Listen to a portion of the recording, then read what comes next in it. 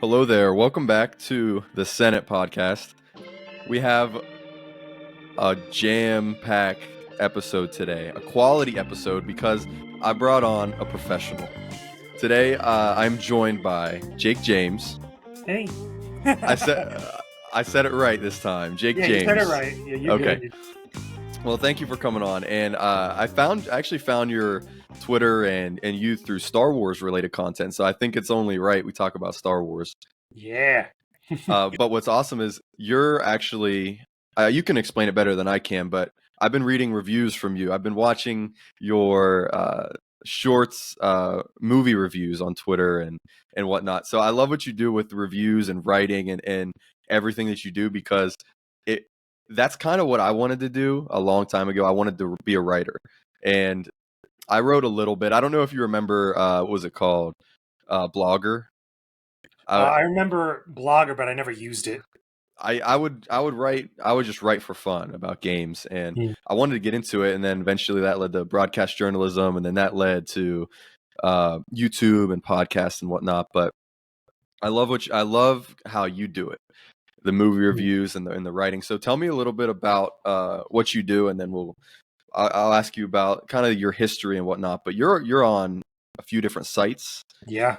I'm in a lot of places. I'm everywhere. Yeah. So I do a lot in general. Like, it's not just because you said you saw me from my movie reviews, which is like, Yes. a lot of stuff that I put on TikTok, a lot of stuff that I put sometimes on Shorts or Twitter, mostly, or Instagram.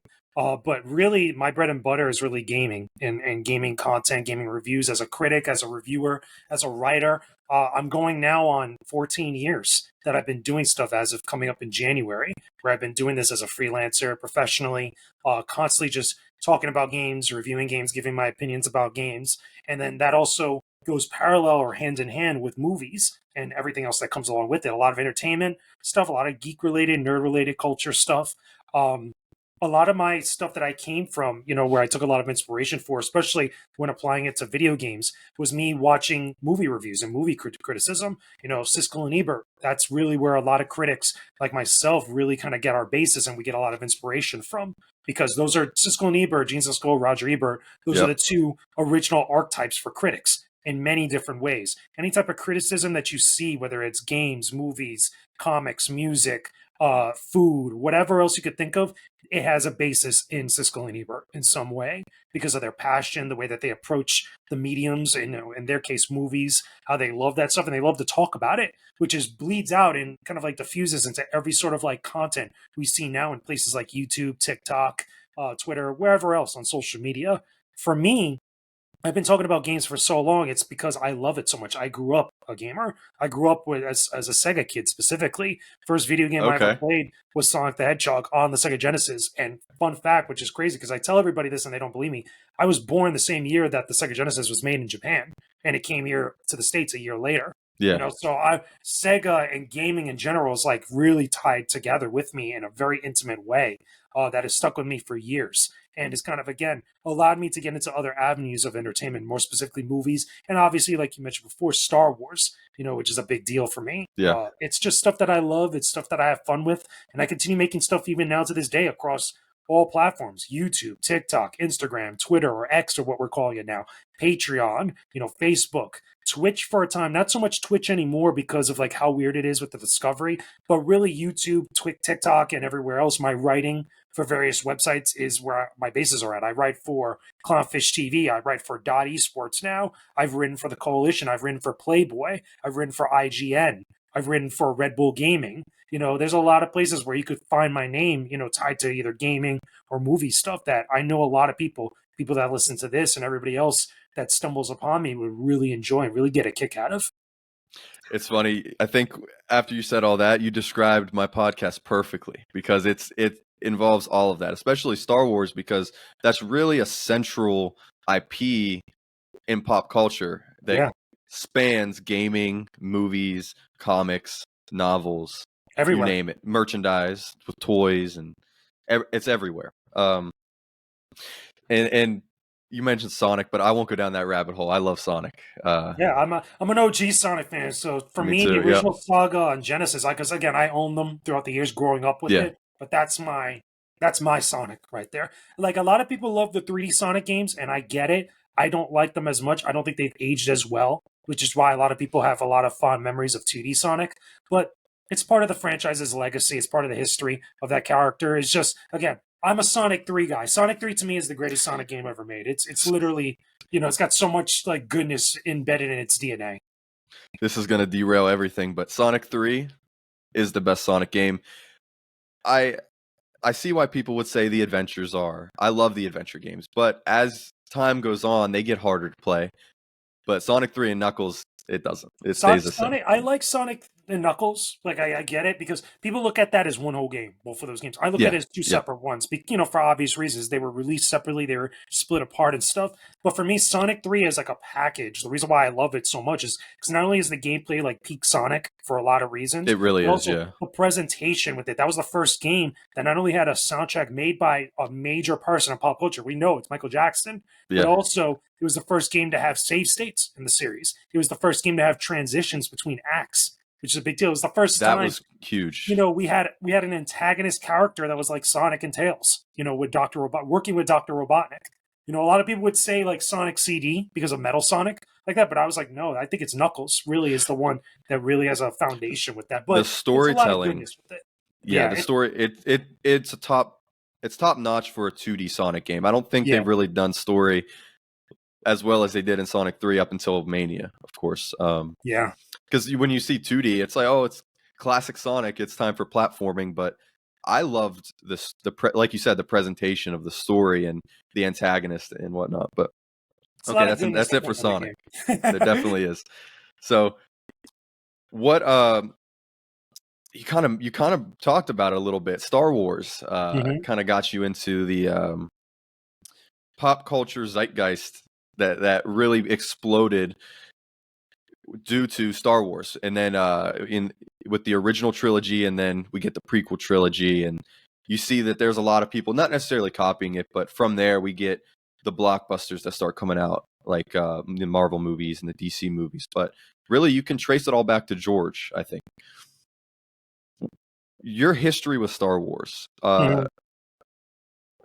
original trilogy, prequel trilogy, sequel Well, trilogy. for Where do me, you I'm lean? I'm probably one of the last, like the very edge of the generational gap that grew up with the original trilogy because Yeah, there's a couple things that come with that. I was born in '88. Okay, that is why I was saying earlier before, like I was yeah, born in the year that the Genesis was made in Japan. It came to the States in '89. But what was a big deal for me with Star Wars is that I grew up watching the original trilogy on VHS. And what makes my year so significant in relation to Star Wars is because Return of the Jedi came out in '84. That was the last Star Wars movie that people had for a very long time. That was again, we thought that was it. Like, and they for a good long while they didn't do the prequels that people, despite them wanting them. But that was the generation from that point onward that just watched that original trilogy over and over again on VHS after it yeah. had its initial theatrical run. And then leading into the late '90s, when we started getting the Phantom Menace, Attack of the Clones, and Revenge of the Sith, my Star Wars in theaters was the prequels. But I was still an original trilogy fan because I had seen so much of that series of those movies, growing up. Again, when you grow up with a particular type of franchise, you're a little bit different than the young kids that are watching it in theaters and stuff, especially if you have the opportunity to watch it over and over and over again. Yes, I can It's not the relate. same. Yeah. It's not the same as the ones that grew up with them in theaters. That's a very different thing. And I still think there's a lot of parallels that I have, at least my generation has with that generation, but they have Star Wars and an experience with it that's very different than anybody else because they've been there since day one. My parents were there in '77 watching the original Star Wars movie on premiere, and Yeah. my brother has a 10-year gap over me, my older brother. He had all the original Star Wars Kenner toys from Empire and Jedi, like that. New Hope, obviously, people had them here and there, but really Empire and Jedi, Empire Strikes Back line and Return of the Jedi, the original Power of the Force collection set, that was all him. He had all those toys. I broke them as a little kid, most of them, and I look back on it with such disdain for myself. But it's something that there's a parallel there between generations before you get to the prequel kids, which are all the ones that grew up watching Phantom Menace onward, and then later on, obviously, the sequels. But I consider myself an original trilogy guy, despite Star Wars prequels being the ones in theaters for me. So the reason I'm asking is you can tell a lot about a person by the trilogy they grew up watching. And there's a lot of contention around in the Star Wars fandom, and just with anybody who's even not really a hardcore fan, but kind of just oh, I like Star Wars. Well, what do you mean by that? Because there are parallels, but there's a lot of contention between the trilogies. So I completely relate to you. I was born in '98, so I grew up with the prequels. Yeah. However, in between movie releases, I would watch the original trilogy on VHS. So I have fond memories of the VHS original trilogies, and I actually like the VHS more than the special editions. I'm not the biggest fan of the special editions. We can get into that, but Yeah. anyways, I remember watching Revenge of the Sith in theaters, and I grew up loving just George's saga. And then the sequels came, and I mean, I enjoy them, but that's another discussion. But what's funny is my co-host, he didn't grow up with Star Wars, and his first experience were the sequels. And then after the sequels, he went back.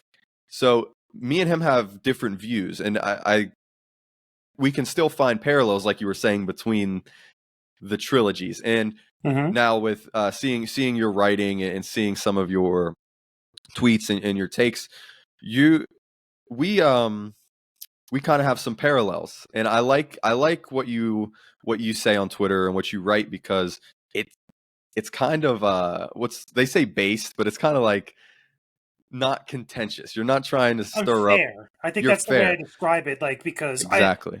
between me being a critic and looking at entertainment with like a very critical eye and stuff, I always try to be fair, because I think that all types of media, all types of entertainment should be criticized in various different ways. Let's be honest. The original trilogy is not perfect. I mean, we know those people out there that love the OT, who even love the prequels so much, and oh, such and such movie is perfect and stuff. No, obviously not. We have to be mature adults at some point and be like, look, like these movies were made within a vacuum of a time frame that they only had so much to work with their technology, and for the most part, they were successful with it. You can even say the same thing with the prequels, because they were the first movies to really use an all CG character, let alone an all CG world in some cases. Like, there's pros and cons to each thing, but more than anything else, you could say whatever you want about a piece of media as long as you're fair, whether it's Yeah. positive or Yeah. negative. And I feel like a lot of people, whether the people giving the criticism or the people that are just listening to it, sometimes tend to steer away from that. They don't really understand it fully. I agree, and I love that you're fair about it, because I see you get pushback for it, Mm-hmm. and I guess that's just part of A putting lot. out your A lot. it's part of putting out your reviews and just your own opinions out there. And but it's fun to do. And I found you through Star Wars related content, and it's just so sad how contentious it is between It everybody. really Yeah, is. And yeah, it funny really enough, is. it's in ways that you don't expect sometimes. Like, here's the thing. I think, everybody talks about like what type of like, perspective, opinion, or word has more weight than the other. I think that if you've been there watching this stuff, especially if you've been there for like 40 plus years watching this stuff, I think that your word and your outlook on something is probably gonna have a little bit more weight than someone who just got into it. Yeah, And I think that with that comes a lot of pros and cons, a lot of pushback and pullback, for a lot of different reasons. I think that the most fair, the most honest, and the most genuine and just like, even-handed opinions are the ones that are going to stand out the most. Like this was a big thing. And you want to talk about pushback? I got a lot of pushback for my views on Andor.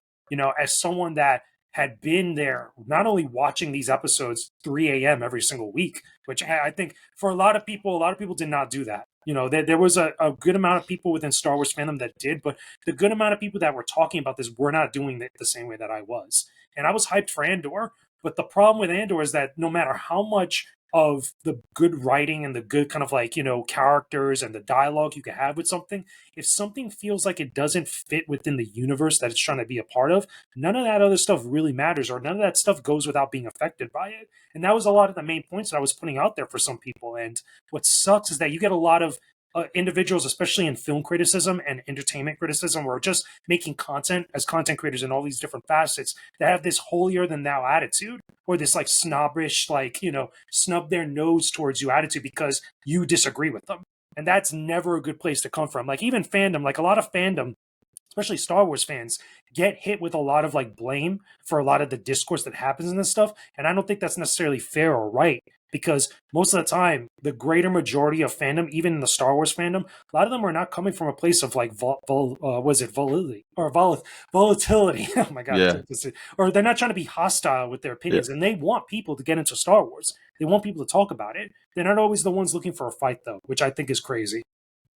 It's a lot of people taking umbrage with criticism or just difference of opinion, which they can have that. But I like seeing discourse, and I like seeing people talk more so about what they can get out of a product. So I see that you're also fans of you're a fan of the guys from Last Stand Media Yeah. and Lord Cog. Colin is my biggest. He was one of my biggest Yeah. inspirations. He's also, I look at him a little bit as a mentor, because I've had a chance, in the past years ago, to talk with him a little bit more like away from the camera. So I learned a lot from him, watching his stuff over the years. So yeah, I'm a huge fan. Yeah, definitely. I actually met him a few years ago and had a very nice conversation with him just about how he's, his discourse. He doesn't cater it. He's just truly puts out his opinion. He says what it is. It says what it is. So, anyways, Lord Cog, I love his approach. He's newer to the family, but his approach is, I'm going to look at your last 5 tweets and I'm going to see if it's negative or if it's positive. I want to see what your how your criticism is. If it's just tearing it down or if it's trying to build it up. You know what I mean? So the way I look at it is I try to do majority, 8 out of 10, 9 out of 10 of my takes or opinions are just positive. Even if it's criticism, it's just a little bit more positive and not so negative. You know what I mean? Because that could turn people away. But like you said, a lot of people really love and get attached to Star Wars and in games or whatever it is, and they just want other people to experience the same. Yeah. They want other people to enjoy what they're enjoying. So I think I think you're right. Yeah. You know what it is? It's to bounce off of that with Cog's outlook, and that's even going on now with Starfield, because I just listened to the Oh, we're getting into that they did not too long ago with him We're and getting Maddie. into it. But really, it all comes down to delivery with a lot of stuff. Like, I don't even think necessarily it needs to come down to the amount of tweets of positive or negative, like numbers wise. I think it all comes down to the delivery of each of these things. It's true. Like, Yeah. I think that you could criticize and say something highly negative about something, as long as you deliver it from a place of like, not only trying to give something to those that are looking at it, but also not trying to jab at other people. I think that's a massive problem in media right now, especially in the games industry, where a lot of takes that are put out there that get viral or get passed around and stuff are usually originally coming from a place of trying to get under somebody's skin. And that's a huge problem, because that is never a good way to start a conversation, let alone keep a conversation going. You see it with Starfield, you see it with Star Wars, especially now with Ahsoka. With Ahsoka, I've been enjoying Ahsoka, and I've like acknowledged a lot of the stuff that it's not doing well in the first few episodes. But come episode 4, everybody was having a good time. This was a reaction I haven't seen since the ending of Mandalorian season 2. I didn't get the same type of reaction from Andor, from season 3 of Mandalorian, Book of Boba Fett, Obi-Wan Kenobi. Even Kenobi. Even Kenobi. I didn't see this type of reaction and like vibe from the Star Wars community and everybody else in entertainment. But you guys got some of these people out here that are just trying to downplay that, or they're trying to downplay stuff like they're criticizing just to criticize, to be the outlier, as opposed to being like, okay, honest with like, yo, this episode here of Ahsoka got everybody talking about Star Wars. Not a perfect episode. You could even criticize the way that Hayden Christensen looks. But let's be real. It was trending on Twitter for a long time for a reason. And it's like, again, be mindful of your criticism. I mean, say what you got to say and stuff, but don't go trying to be a jerk to everybody, is what I'm saying. Yeah. I think who is it right now? Is it Ryan McCaffrey that's facing that with Starfield? No, that's Dan Stapleton. Dan Stapleton is the reviews editor. Funny enough, I did a review for him for IGN years ago for Naruto. Ultimate just on 4. And the problem that he's facing, it's not so much what he said. I think that a lot of people tend to dogpile on IGN unfairly often, and I could say that as someone who's written for IGN, not just reviews, but I've written guides for IGN. I know their processes. I know how intimately their whole like workflow is when it comes to making content. So often, majority of the time, they're treated very unfairly by a lot of people for being the largest outlet. The problem with this review, though, with Starfield specifically is because number one, a lot of the stuff that Dan was saying within his review and in those spaces afterwards that people were listening to that IGN hosted, they hosted a Twitter spaces. A lot of people were hearing things that felt like he wasn't doing due diligence to the game itself, that felt off and felt like it was inconsistent with what he was actually trying to say about the game. Number two, and it's not even has anything to do with Dan. There was the Stella, was it Parallax Stella or Stella that works over at IGN? She's a producer. She actually made a statement about the game prior to its release without even playing it. And I think people are more pissed off about that and more pissed off about Yeah. just the genuine Yeah. vibe, that how they presented their views and their perspective, as opposed to what they wanted was to be fair. A lot of people wanted them to praise it, which you can't just praise something like that, as big of a game as what is it, Starfield is. But they're really kind of upset about a lot of different things at the same time, and it's like all compounding together into one big mess. I think it has a lot to do with, like you said, towards the end there, people saying, I don't have to finish the game or beat the game No, to she didn't even play review it. When she that's commented, not she even did this whole picking up essay. the controller. She did this whole essay prior to the game coming out, before the NDAs were up, giving an opinion about games. Like, she was trying to say like her perspective from looking at the game, but I just thought it was very ill times. Like, it's one thing to have an opinion, but don't go out if you're part of the biggest outlet of out here in the industry. Don't go give an opinion about a highly anticipated game if you have not played it, and especially right before when everybody's on edge. Like, it's just poor judgment there, in my opinion. And it's different when it's IGN, the biggest outlet. Mm-hmm. Just as an Very example, different. I don't do a fraction of the views that they do, but I saw people talking about Redfall on Twitter, and I was vaguely interested in that game, but I didn't want to talk about it. And I didn't want to talk about it too much without even playing it, and I don't even get the traction they do. So I actually played it until I couldn't take it anymore before I started really giving my opinions on it. You have to see what what happened to me with that game. Like, I shared it on Twitter when I was actually playing before I published my review. I was getting T-posed characters that were duplicated in the game somehow. It was a mess. It was an absolute mess. The premise sounds great. I mean, almost like a Left 4 Dead type of, or Back 4 Blood, but with vampires. Mm-hmm. Yeah. Great premise, but it felt, the delivery, like we said, delivery wasn't there. So let's dial in a little bit, because you talked a little bit about Ahsoka, Andor, Kenobi, and whatnot. And I listened to your latest, because you do a podcast, and it's what is JJ's one. It's called JJ's One Man Podcast. It's me basically monologuing, talking about certain topics I feel like I want to speak on. So I try to do it weekly, when I can, but sometimes either there's not enough to talk about, or again, I'm so busy doing other content at the same time, because again, I do it all alone. Yeah. So your latest one was about Ahsoka, and I want to dial in on Ahsoka a little bit. And I try to make my content evergreen, because I don't want to have to do this the same topic weekly. Yeah. If it's evergreen, okay. It's been a few months maybe since I talked about this topic, but it's still relevant. Mm-hmm. So here's the thing about Ahsoka. The contention around it, you mentioned it's sort of because people are jaded by Lucasfilm. Even though Dave Filoni is doing an outstanding job, people are still jaded because of past projects. Exactly. Like we were talking about Andor and whatnot. So real quick before we jump into the latest, episode of Ahsoka, the past projects, Disney Plus projects, there's some issues with it. Yeah. Mandalorian season 1 and 2 were actually amazing. There's, you could have a lot of different takes on why they succeeded or why they didn't, but they were a success in some capacity. Yeah. Then we get Book of Boba Fett. The zeitgeist wasn't there for that. Okay, it's, Boba Fett's a very popular character within Star Wars. However, the series kind of fell flat.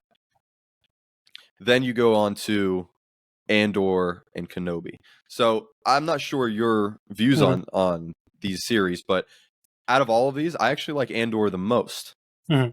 However, I don't, like you said, I don't think it fits into Star Wars as well. So can you just, what's your take on why people are jaded in the first place? Because is it because these series are falling flat. Disney's just not doing a good job, or Lucasfilm, I should say. They're not handling these characters, these properties correctly, or is it because Dave Filoni isn't now? You know what I mean? Was it better back then? Was Mandalorian season 1 and 2 the pinnacle, or are we headed in the right direction, or are we headed the wrong direction? Andor, you know what I'm trying to say? Yeah. Like there's a number of things with that we should definitely tackle. Number one, back then, okay, because keep in mind, Mandalorian came about after the fallout of the sequel trilogy, so people were already feeling a type of way. This was after the Rise of Skywalker, I believe. Yeah, it was like sometime after the Rise of Skywalker. Yes. And the first real project we got wasn't even a movie; it was the series, which was Mando season 1, like that. Now, a lot of people don't seem to realize, or they seem to forget often, is that Jon Favreau and Dave Filoni had a big hand in The Mandalorian season 1 and season 2. Okay, yes. There's a lot of reasons why certain things happened in those seasons, of why they turned out the way they did, is because of especially Dave Filoni being there, but also Jon Favreau. Now, when you start getting into the other series, okay, you start to see a lot of things change, and the reception of them change heavily, is because there was a lot of other meddling behind the scenes that has been documented, has been talked about. There's a lot of conflict that we still don't have the full story about, especially between Jon Favreau and Kathleen Kennedy. There's a lot of things going on, especially with season 3 of Mandalorian, the Book of Boba Fett, Obi-Wan Kenobi, which was a mess, and then leading into what we got now with Ahsoka and even Andor. My main thing with Andor is like I said before, I alluded to it. Andor is not like poorly constructed. The problem is that it's constructed in a way that it's trying not to be a Star Wars show, or at least trying not to fit within the Star Wars galaxy or the universe. And for me as a fan, that's a problem. I understand that a lot of people all over the place have been praising that show for being the best Disney Star Wars thing since Rogue One, which I heavily disagree with.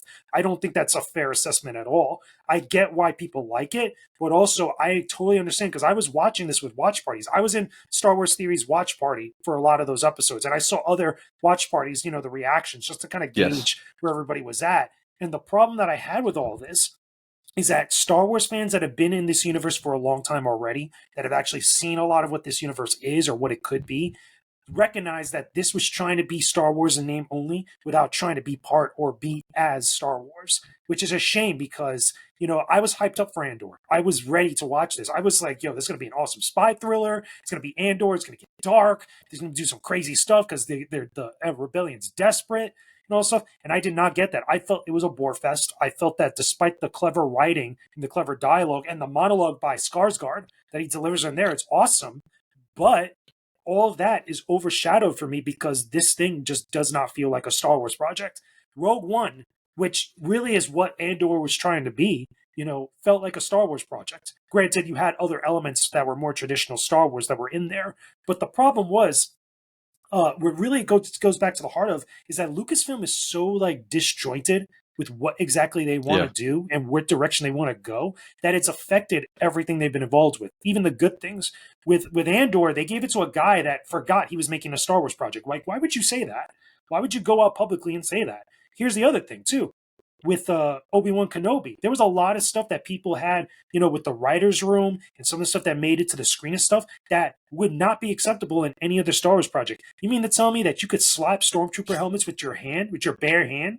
Like, come on. Like, there's just certain things that's like, okay, we need to sit down and have a conversation with this. Like, that should have never gone past the scripting phase. It would have never been a big deal if the character, I forgot her name at the moment, but if she would have shot the stormtroopers with a blaster, not smack them with an open hand. It's like, there's just certain things that when Star Wars fans react to that negatively and stuff, it created that whole discourse and stuff. And this is what I think is the biggest problem too. Because while there are good stuff in all these different shows, there's good elements, there's good moments, even in the ones that I dislike. The problem with this, though, is that sometimes Lucasfilm does themselves no favors when they get part of the discourse, or they allow the discourse to fan it in a way that it ends up being. A lot of the time, especially post-sequel trilogy, was discourse that was going on about those films that was bleeding out into everything else, and Lucasfilm was feeding into it. Why would you have Rian Johnson come out in a picture with a mug that says Luke fanboy tears? Like, who does that? George would never do something like that, would never allow something like that to happen. I don't think Disney was okay with that, but it happens. Somebody had to be okay with that. I'm pretty sure we all know who it is. But the other thing about that too is that, look, I don't think it's a fair thing for people that work at Lucasfilm, a lot of people that worked on these projects, like the actors and stuff, to be so contentious with the fans. Like, look, we get it. Not everybody's going to agree. There's been a lot of bad actors out there, not actors like actors, but bad people that are disingenuous Yeah, with social yeah. media, with their opinions, with their criticism and stuff. That type of stuff is not fair. A lot of stuff that Moses Ingram got with her involvement with Obi-Wan Kenobi was not fair. And a lot of that, I think the result of it was not her fault. So she should have never been treated the way she was. But there's still these issues that are lingering around that need to be addressed that I feel like Lucasfilm often does not do so. Whenever you get a good project, like from Dave Filoni and stuff with Ahsoka, or even in Rebels, or even in the Tales of the Jedi series, Tales of the Jedi premiered on the same night, same day, by the way, as a new episode of Andor, which was the worst idea they could have did, because guess what? Everybody loved Tales of the Jedi. Then we went to go watch Andor. Like, come Tales of the on. Jedi is, in my opinion, because you brought up, and people are saying Andor is the greatest project since Rogue One. To me, I think it's Tales of the Jedi. You could say Visions. I think both are Yeah, but the only very reason why I don't close. count Visions and stuff like that within that same convo is because, remember, Yeah. Visions is not canon. Like, really, Yes. Visions Yeah. is an awesome, love that project. It's Visions is amazing. amazing. I would love Yeah. for them to do a Star Wars Infinities in that same vein to get to, like, the legend Okay. stories we want to see. Like, that type of Yes. stuff would be cool.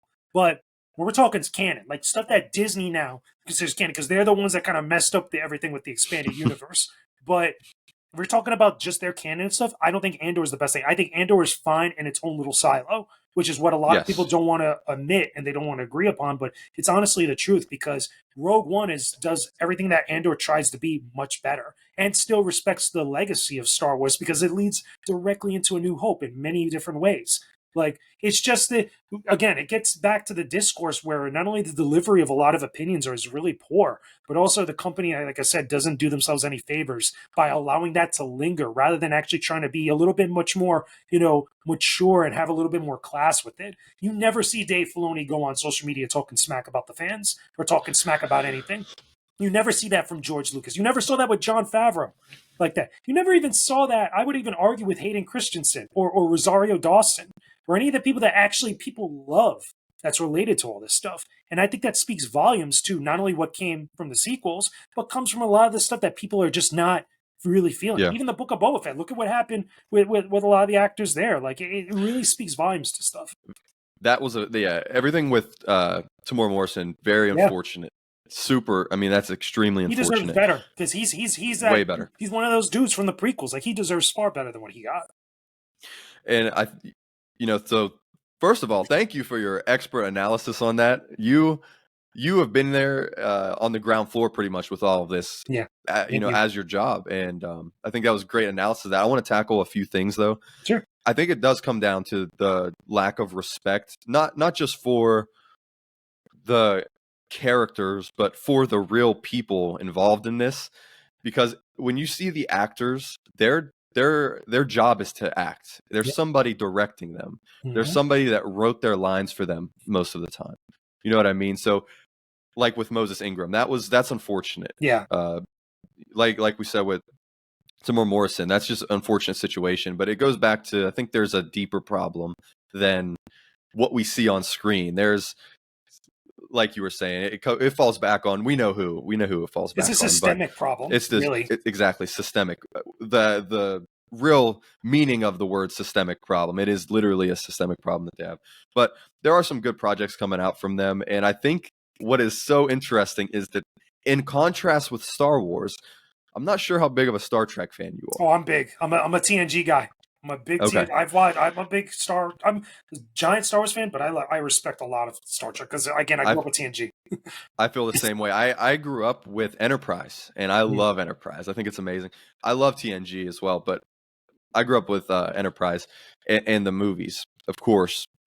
So in contrast, though, Star Trek Strange New Worlds, it is absolutely amazing, and they respect the characters.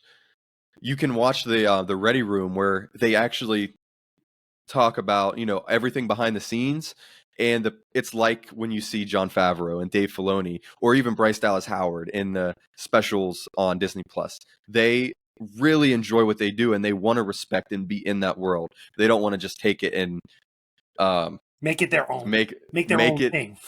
make their own thing just with Star Wars as the name of it. Yeah. Like a lot, you see that a lot with Rian Johnson, the discourse around that, saying that, oh, it's a great Rian Johnson film. Yeah, and it really shouldn't. It should be a great Star Wars film, first and Exactly. foremost. Like that, there was a lot with that one, and again, it gets into a lot of the sequel trilogy talk. That's the movie really that, as much as people like to like overlook it, that's the one that really broke a lot of things for many people. But it really comes back to a lot of stuff that was there was a lot of poor decisions made. I'm talking about in the administration level, not just with the movie Yes. itself, but like administration level, where a lot of things were allowed to go on and allowed to happen that turned out the way that it did, which is a shame because I don't think that a lot of the actors deserved a lot of stuff. The one who has the most legit beef out of everyone in all of new Star Wars under Disney is John Boyega. I think he deserves a lot more than what he got, and he deserves a lot more better treatment than what he received. And he still respects the fans and the IP throughout all of that, which he's is a bigger man than amazing. a lot of other people give him credit for, big time, for what happened. And I would, and for that reason alone, I would love to see him come back under a different leadership, not just for redemption, but just because he loves the IP, he loves the fans. You know what the sad part about that is, though. Like, I don't think, as much as I like John Boyega, I'm cool with Oscar Isaac. I'm even cool with Adam Driver, and even Daisy Ridley to an extent. The problem is that portion or that era of Star Wars has been so damaging for a lot of people and so distasteful for a lot of people. You can't do it without that coming back up. This is why Rian Johnson was never going to get another trilogy. Like, everybody kept talking about that. He kept talking about that for a long time. But business-wise, even if you take away the fandom from it, there is no reason to go back to that. There is absolutely zero benefit to doing that. Not just for him, but for the entire brand. Because without the brand recognition, without the brand power, you don't have any of these projects whatsoever. And I think those three movies, and specifically his movie, did such a disservice to everything. That just really put everything off course big time. Now we're talking about the fan reception and all of that, but really numbers drive everything. So you're right, there would be no incentive for that to. The whole conversation to be about that movie would be about everything else, even though there would be some people that go see it, but it would not be the same as like what was with The Force Awakens. The Force Awakens was such a big deal in a lot of different ways. It was, and it numbers drive everything. So it's hard because I get it. You want to take risks. You can't just put out the same thing every time. I get it. Now, like I said, in contrast with Star Trek, Strange New Worlds, they take risks all of the time. I don't want to spoil much of that show. Everyone should go watch it. If you're a fan of Star Wars, just watch Strange New Worlds. But they take risks and it pays off. And they respect continuity. They respect continuity, even though the continuity in Star Trek has been messed up many times because of time travel and different reasons. But they still respect the continuity of it. And it pays off, and it has been paying off numbers-wise for them too. And I was watching it, and I said, I would love Star Wars to take some of these risks. And it's funny because the biggest risk I think they've ever taken in Star Wars was this week. During episode 4 of Ahsoka. And did it well. That's the key part. It paid off, yes.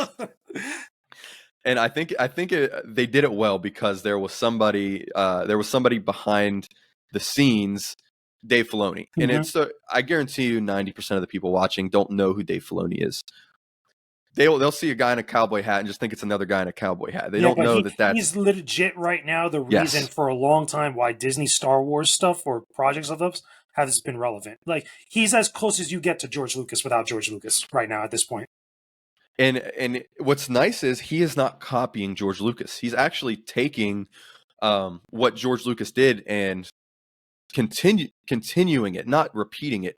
You know what I mean? And I was watching episode 4, and you said this on the last podcast. It feels like a Seven Samurai movie. Yeah. Which is how Star Wars... What is it? Not a... Oh my God. Oh my God. I forgot. I can't believe I forgot the director's... Kurosawa. It feels like a Kurosawa movie. It does. And that's what George was inspired by. Partially that, and of course, Flash Thompson.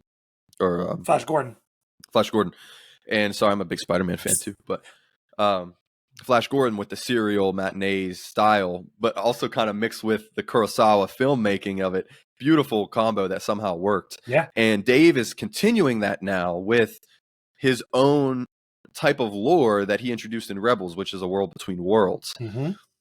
This has fans confused that haven't paid attention to the cartoons and animated series like Rebels and That should tell you whatnot. something But about a lot of those opinions. A lot of those yes, people that weren't fans enough to go watch that stuff are confused. It's been like, well, you know, it's like missing out a movie in the middle of a trilogy. Like you don't know what happened here, but you didn't do yeah, your homework. I'm sorry. Like, yeah.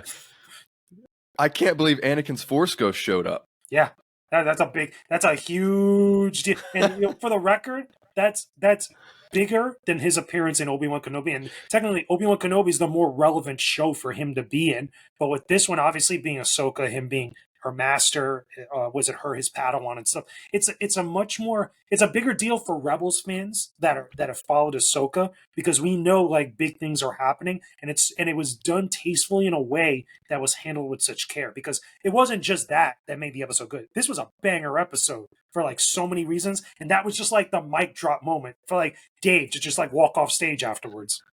So I want to talk about some of the banger moments. So I was kind of joking with the Force Ghost thing because it's Star Wars got into the MCU trope of, oh, it's the end of the episode, let's kind of tease something. Yeah. Or it's the end of the series, let's tease something. Oh, you miss Qui-Gon? Here's his Force Ghost for no apparent reason. Which, by the way, it doesn't work with canon, but we'll let it slide because we get to see Liam Neeson. He wasn't able to be a Force Ghost. Exactly. But so we understand that. Dave obviously understands that, and we can see it because it's not technically a Force Ghost of Anakin. It essentially is Anakin himself, just outside of our world, Star Wars world. He's bending it within reason. Within reason, and it's paying off. So it was a banger episode. Yeah. I think let's talk about Merrick, because your Merrick theory sucks. I don't know where that came from, but you know the meme? That came from, what is it? It's based off the Snoke theory sucks thing from Last Jedi stuff. But the reason why that came from that is because a lot of people thought that Merrick was actually going to be Galen Merrick, which is Starkiller from the Force Unleashed games. But that turned out not to be the case. I'm so glad that wasn't the case. The only theory I liked was it could have been Cal Kestis, but I'm just a huge Cal Kestis fan. I want Cal to go out like that. I know. It would have ruined it. But anyways, I'm glad they did it like that, because that's another risk. When has Star Wars ever done anything like that? Well, keep in mind, they've done a lot of risk with The Mandalorian, technically. Like that, if you really look at it, as far as original characters, like characters that don't technically connect to other stuff, that's Din Djarin, and that's a lot of other stuff that comes from that series. So, the was okay. I don't know if this is confirmed. Was that Night Sister magic? Yeah. From my understanding, okay, because the series itself doesn't do a good job of like explaining it, other than when you see the actual Night Sister in there that's working with Ray Stevenson's character and Shin Hati, right? That she does magic, but from my understanding, that guy Merrick was actually put together by Night Sister magic, but it just hasn't been detailed fully. And again, that could change. That could not be the case, because there's other Inquisitors that we've seen that happen to, I believe, in Rebels at one point, or the Clone Wars, in a similar fashion, but not exactly like what happened to Merrick here. But I wouldn't be surprised if that was the case. And that's what I'm saying. I hope that's the case, because that is a risk for Star Wars fans or for casual fans. This looks like a person, and then you take your lightsaber through him and he just disappears. I'm not gonna lie, though. It would have been sweet if it was Starkiller, though. I'm not gonna lie, because there's you gotta understand, like, the reason why that theory was so like passed around is because there was a lot of like evidence that pointed to it. Because imagine having Vader's apprentice versus Anakin's apprentice. There was so much like metaphor and like so much like stuff set up for something like that. On top of him being an Inquisitor, freaking Sam Witwer talked about that he had a conversation with Dave Filoni about Starkiller being an Inquisitor. Like, there was just so many things that were matching up to that. His name was in the credits? His name was in the credits, too. It's like, you can't blame a lot of Star Wars fans for being like, yo, something's up. And maybe he was the body double because it kind of looked like No, he did the him. voice. I'm pretty sure he did Merrick's voice. I would not be Okay. surprised because it has him listed as additional voices, but we just don't know exactly what voice he did. Okay.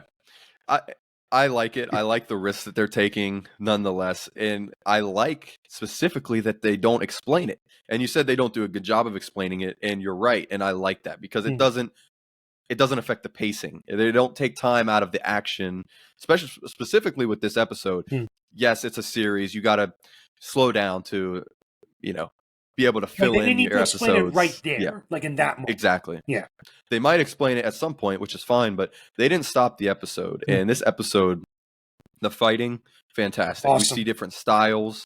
We see different I love the different lightsabers because Yeah. we've never seen orange in live action before. Mm-hmm. This is a Well, an first. orange hue. Yeah, this is a first. And I love that they're not Sith.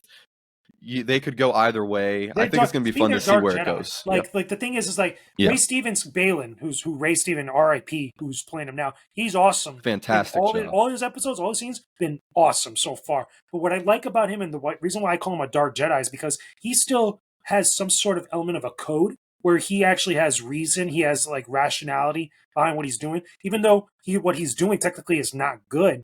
He still has some sort of like motivation that doesn't make him like a Sith. Because a Sith, if they were a true Sith, like if that was Darth Maul would be going to eradicate Ahsoka and really trying to bring down the Republic. Clearly, Balin and Shin have totally different stuff. They've just been really, really like put off by the Jedi Order. Clearly, it seems like they just haven't, detailed it yet, which might sound like it's going to be super interesting when they do. Well, we know the Jedi Order was flawed. It wasn't. If you here's my issue. I think a lot of Star Wars fans don't understand this. If I can say that. Yeah. The Jedi were flawed. They were meant to be flawed. The Jedi Order was not good. It wasn't good. It was a far extreme I mean, of good, is what it was. It was a far extreme. They did many good things, but it was not the standard for the Force or good. They were very much flawed, very much dogmatic, which there was truth to what Palpatine said. And if you look at the Jedi Order as they were the right ones, I think you're going to have a lot of issues with a lot of things in Star Wars because their dogmatic views kind of led to a lot of people turning, and like you see with Balin, like you saw with Anakin. This was a result of the dogmatic views, which is another reason I love Tales of the Jedi. We see this with Dooku in there. Yep. And that's one of my favorite things is when they really do almost character studies, which I hope they dive into Balin, RIP, because he's an amazing character. I hope they what's funny about show that? somewhat of the backstory. Yeah. You know what's funny about that? Because I think that it is fair to look at the Jedi from their perspective as them being right. I think that when you look at everything like that, I think they are the right path or the right view in the context of Star Wars as a universe. But what really makes them so flawed and what makes it fascinating for them to be flawed is that, again, it's such a far extreme where they're trying to be paragons for what they stand for. This is why Qui-Gon technically should have been on the console. He was the Jedi. He was supposed to be the father figure of Anakin. He would not, if he had lived and all this stuff had played out, none of this other stuff would have happened. And I think that the Jedi would have never, the Order specifically would have never fell. I think that Palpatine and his perspective and a lot of people that follow him for a while, within the original saga, he points out a lot of the things that are technically the obvious that the Jedi just don't see because they're so there's a truth to it. Yeah, there's a truth to it, but they're so obsessed with being on this side without letting the other extreme come into play, which eventually is what happens when the Order falls and stuff. I think that it's still a good, fascinating way to look at it. I love analyzing Star Wars, and you see the dogmatic views, and you see when Yoda says we can't, or I think it was Yoda, we can't train him. That's Mace Windu. That's Mace Windu that said Mace Windu. Yeah, he's too old. He's one of the most dogmatic. Yeah, he's too old. But then we see Qui-Gon saying, "Well, anyway. it would be the right thing to do it." Yeah, and that was one of the reasons that in the council's views they couldn't have Qui-Gon because he went against what they wanted. But in reality, Qui-Gon was following the Force. It was the self-righteousness too of the Jedi and thinking that they were right. That they were right all the time. I think that's the biggest thing. and it leads to, it led to obviously Anakin turning, and now Baylan Reva, we see that a little bit with her character. I thought it was kind of interesting what they did with her character, but alas, the writing. But speaking of writing, let's transition a little bit now to gaming. Sure. Still stay on the Star Wars side, but I take a little bit of umbrage with something you wrote. What's up? With your op-ed, which it's awesome you did an op-ed for, what is this, .esports. So .esports, actually, if you don't mind, I know you write for Clownfish. How did this develop with .esports now? Because now you're doing a little bit more than Clownfish. And what do you do on Clownfish? Reviews, or do you do more on that? I do a lot more than that. I wear many hats with Clownfish. I do reviews, I do news, I do op-eds, features and stuff. What I do on Dot is almost as much, because I do features on Dot when I pitch them, which is what I pitch that. But I also do guides and also news as well. Okay. So that's awesome. Now you're doing .esports and whatnot. I love, this is your first, if I'm saying this correctly, your first op-ed for Star Wars. For on an official website, yes. It's not the first op-ed for Star Wars I've ever written, because I've written many others, and some of them, then you can't find them so much on the internet anymore because websites changing and stuff. But this was the first one that I did on a much larger outlet that I did like that. That I had to pitch and stuff. Okay, good. Thank you for clarifying. And this is a great op-ed. I take umbrage with it. Not that it's wrong. I think everything you say in here is actually extremely fair and accurate and is right. So the op-ed, is Outlaws really the first open world Star Wars game? Yeah. In your words, how would you answer that question? Do you think it is? I would say yes. And it's because the biggest reason, one of the big things behind it and my motivation behind it, is because Star Wars fans and even gamers to an extent, we can't all agree on what an actual open world game is and what the actual criteria and standard is for what is considered an open world game. I think it's constantly changing amongst people, and there's never a fair kind of like goalpost for a game to be classified as that, because I think a lot of games that, and some of the ones I pointed out to in the op-ed, was that there's a lot of games that are brought up by the Star Wars fandom that are not necessarily or not true open world games. They have what's called open world elements to them, which is parts of what an open world, or what would make up an open world game, but they're not open world games by classification. I love what you say about Black Ops 3 being an RPG. That wouldn't really make sense, but it has those elements in it. Reason I take umbrage with it is you're right. You're completely right about it, except it's not, if we're getting down to semantics here, because it's kind of what you're saying, the semantics of people saying, well, what even is open world? Well, there's multiple worlds in this. It's an open galaxy game. That's what it is. That's the problem, though. It's like, again, just because it's open galaxy by design, when you look at it just from a game design perspective, that is essentially open world. If there was a certain criteria, then that was one of the biggest things I had to do with that feature. Is I had to define, okay, what can constitute an open world game? Because once you have that, then we could go and discuss everything else and really kind of try to break it down.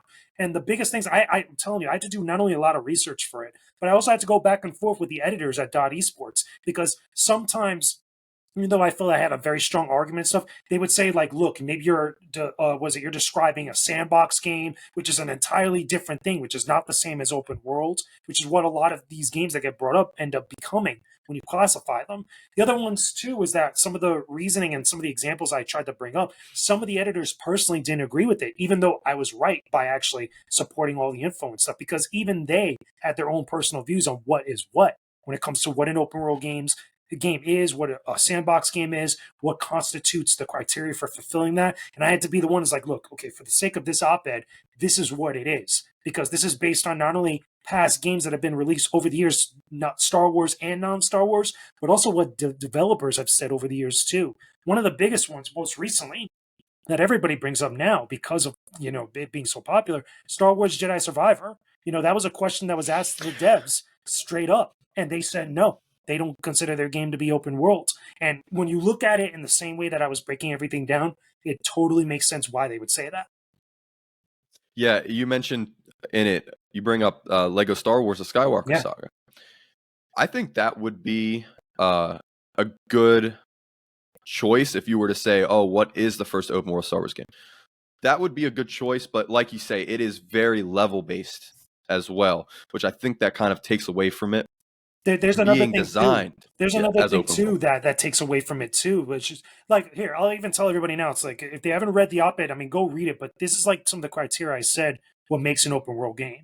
Not only do you have to have a lot of space to explore, to look around, explore, and be rewarded for that exploration, but you also have to have a dynamic environment. A dynamic environment means that it's not just stuff that's placed in there; it's stuff that's placed in there that interacts with itself that also changes. So, perfect example of that would be games like Horizon Zero Dawn or Forbidden West, games like Grand Theft Auto, games like No Man's Sky that fulfill that, where you have all this space. You could go explore, you could find subquests, you could find other like hidden goodies, like all this other stuff, but also you could just sit back and watch the world interact with itself, and just completely just, do its own thing. And then finally, at least for me, not be limited to with your exploration or in your freedom by story progression, where the narrative could be there, but the narrative isn't what dictates what you are allowed to do within that world.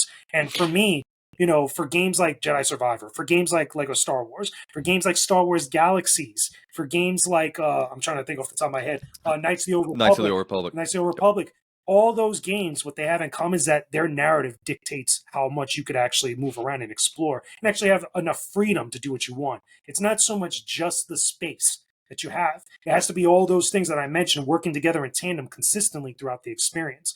The only caveat with that, which is what I went back and forth with the editors over there, and even other people got mad because I said this. With games like Grand Theft Auto has the islands. Okay, what that's really a cause of, really, it's not so much the progression trying to limit you. That's actually a limitation of the hardware that they were made on Yeah, for a while. technical. Specifically Grand Theft Auto 3, Grand Theft Auto Vice City, games like that, where the game can only render so much like that, and it has to prevent you from going further before things can progress and stuff with the story or whatnot. So there's a lot of things that go into it, but that's at least where I felt like this could be a fair assessment of like how to tackle that type of topic, especially when nobody else really agrees on it. Yeah, and I'm just messing. I think it's a great op-ed, and that last point right there really, once I kind of understood that, it made sense to me because I was thinking Jedi Fallen Order and Jedi Survivor. Mm-hmm. Oh yeah, they're open world games, but actually they're more of Metroidvania type of games. Kind of, Uh, yeah, kind of. yeah, where it is open, it's open area, or maybe even designed to be an open world, but the progression is locked behind story elements that you later have to come Funny back enough, you should say that to. because again, this is something the devs were asked directly. I believe it was either an IGN interview or some other interview by either Game Informer or Kotaku at some point. But this was a while back before the game came out, and so they were asked about that. And really, they kind of like classify it, or at least they describe it as like an action RPG or an action platformer. Because really, there's not really a lot of RPG elements to it, other than I like thought it was a yeah, platformer. it's Funny really an enough, action yeah. platformer. It's the same way that you look at Dark Souls. Dark Souls is really an action game, an action platformer, even though it has heavy RPG elements in it, on top of like the Yeah. worlds. Elden Ring is one that I feel like is a good one that you could make a stronger argument for it being an open world. But again, it still falls into that same thing where a lot of the stuff in that world is not interacting with itself. It's just kind of placed there. And the same thing in Jedi Survivor. When you're in I forgot the world's name, but in the main worlds where you have the cantina, right? And you're going around exploring the areas outside in the fields like that. I think it's J- Kobo. Kobo is the word, right? Kobo, Yeah. yeah. When you're exploring Kobo, right? And you see some of the troops walking around and stuff, those troops are not always interacting with the other things around them, not with the droids, with the It's a animals and set stuff. path, They yeah. sometimes do when they come into contact and stuff, but like you can't just go out into the fields and then have different dynamic, interactions between those things. Like it would be awesome if it did. That'd be amazing. But the game wasn't designed like that. Like you could still go onto the field and find those same groups of troopers every time you use a meditation point in the exact same location, the exact same spots where they start and stop and what they run into and stuff. It's not dynamic. It's kind of scripted almost. So you mentioned these RPG games because RPGs, they have a lot of other elements in Yeah. them. It could be open world RPG, action RPG, platformer RPG, I guess a shooter RPG. Yeah. So a giant RPG, Galaxies. Galaxies, really. Knights of the Republic, yeah, Yeah. Galaxies. I actually never played Galaxies, but yeah, you're right. Outlaws has the opportunity to be the first open world Star Wars game, which it will be, as far as we know, unless another game comes out of nowhere. But Outlaws, I think, will end up being my most anticipated game ever, or at least top 3. I'm extremely excited for it. The information that's been coming out, you can, like in the old Battlefront games, you could take off, go into space, fly wherever you want. I mean, it's almost a sandbox. You literally go from ground to space seamlessly, which is awesome. I absolutely cannot wait for it. So it's Star Wars. It's the gift that never stops giving. Because it never does. No matter where you're at in pop culture, Star Wars will be there. So Star Wars, it's giant. It influences a lot of other things. We talked about Star Trek a little bit. Star Wars. We even mentioned Starfield a little bit. So I kind of want to go back to Starfield. It's funny how all of these things are kind of coming together. But Starfield, I've been playing it on Game Pass. You mentioned earlier you're playing it on Game Pass. You're actually going to write a review for it. Yep, for Clownfish. Clownfish. Okay, I'm excited for that because it's going to take me years to finish this game or complete it. I don't stick into I don't stay playing one game constantly. I actually have a giant rotation. So one day I'm playing Disney Speedstorm, the next day I'm playing Elden Ring, the next day I'm playing, whatever. So Starfield, I'm enjoying it a lot, actually. I'm enjoying it. I'm not the biggest fan of RPGs. I'm not the biggest fan of Bethesda. I've always wanted to get into Skyrim, and I played, 8 to 10 hours. Enjoyed it. I thought it was fun. It lost me. Fallout. I love the premise of Fallout. The vault, getting out of the vault. It's open world, RPG elements. I love it. I love the presentation. 8 to 10 hours, 12 hours, I fall out of it. Starfield, I see being a different story. I think I'm going to stay in Starfield's world or universe, whatever, a little bit longer because of all of its elements. So I'm not that far in it. I'm maybe 2 to 3 hours in. I just joined Vanguard, got some missions from them. Okay, yeah. So you're mad early. I'm still very early. Not exploring too much, but I'm actually more so exploring the dialogue options and the lore. I'm actually enjoying the world they're creating, and I think that's what's drawing me to it more so than a Fallout or Skyrim. I love the factions. I love the history that they're creating in the world. So I kind of have here, and I want to get your opinions on this. I don't know where you're at with your review or where you're at in the game specifically, but so far this has been extremely contentious. The scores, and I have my own take on that, and I think it's just because not that 86. What is it? 86 on Metacritic. 87 last I checked. I think it might have gone down or gone up at one point. That's what I saw getting passed around was 87. Yeah. So let's say 87. It's not that 87 is bad at all. You actually say that according to IGN, even a 7 out of 10 is a good game. Yeah, 7 out of 10 8 on the scale is good. That's what it's listed as. An 8 out of 10 is a great game. 8.7 out of 10 technically is what this would be. Yeah. Very great game. I think the problem is when you start comparing it to other games. What I think Halo Infinite got an 8.7 or 887. There were other games that score in the 80s that I think the fans think that compare, when you compare it, they're just not on the same level. So I don't think it's the fact that Starfield has a low score. I think it's just the fact that Starfield is not being presented as better than some of these other games. You know what I mean? Yeah. And that's going to be hard. That's going to be hard to justify with a game that's this massive. And what I have experienced myself, and I want to get your opinions on this, is Starfield is huge, right? The way it's presented is it's presented like a Bethesda game, like Fallout or Skyrim, where there's this sandbox, there's this world, you're put into it, right? And you're left kind of your own devices. Yeah, there's a story, but you can kind of choose. You can choose really whatever you want to do. And I kind of have here is that Starfield is the astronomically mundane type of game. And I don't mean that in a bad way, but really what it is no matter where you go in the game, it is a vast world that is full of normalcy. And I think that in comparison to Yeah, I think compared to other games that are more in your face, more action, more a lot is happening, that it kind of overshadows the perfection of the normalcy of Starfield, where you can, it's almost like a sim. I think if you look at Starfield more of like a galactic simulator, it kind of shines a little bit more, you know, in the quality aspect, because they've managed to create such a great just in the few hours I've spent going through dialogue options, you can live a pretty vast, you know, you can live a life in this universe of vast decision making is what I'm trying to say. Yeah. It seems like there's just so many options that it's really hard to base this off a linear game.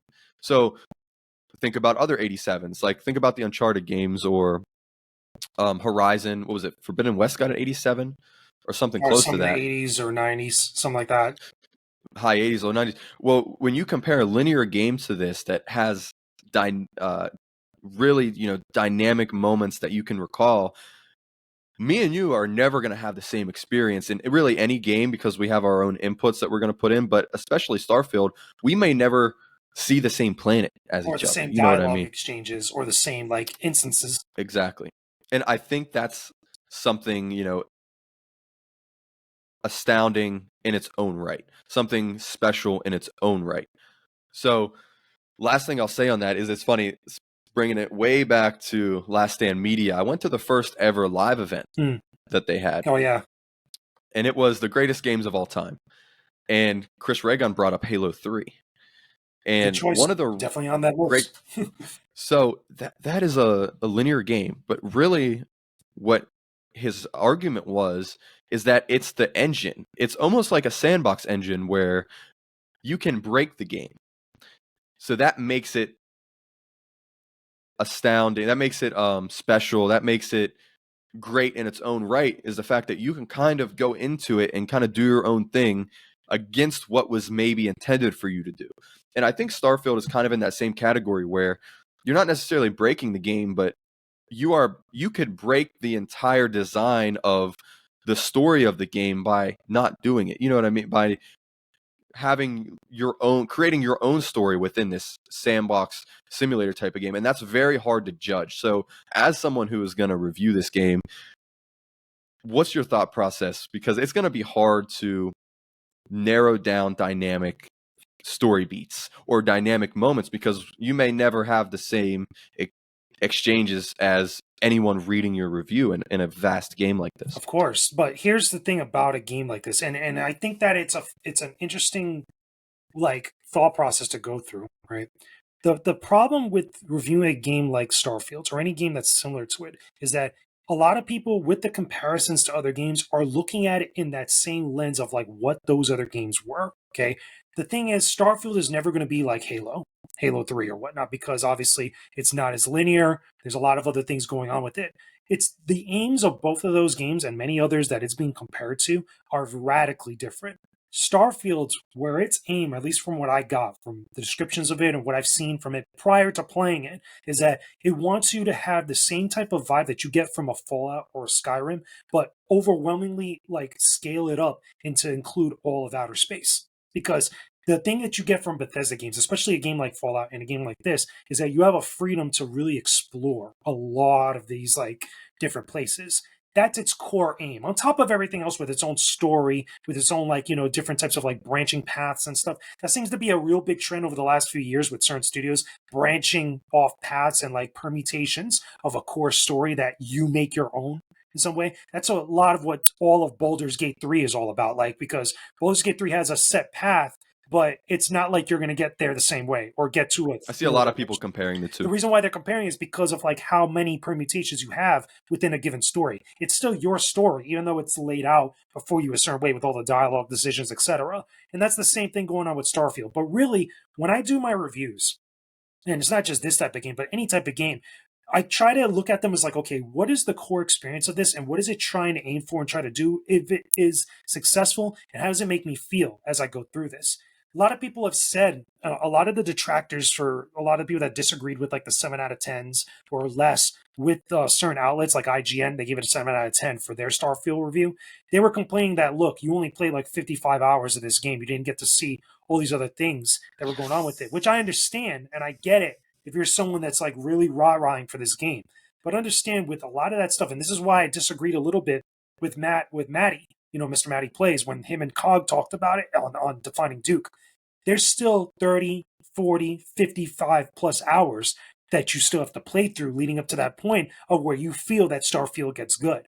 My thing is that when I'm playing a game for that long and stuff, is the journey that I'm going on within that time frame, the process and the time I spent doing all this stuff, is that enjoyable to me.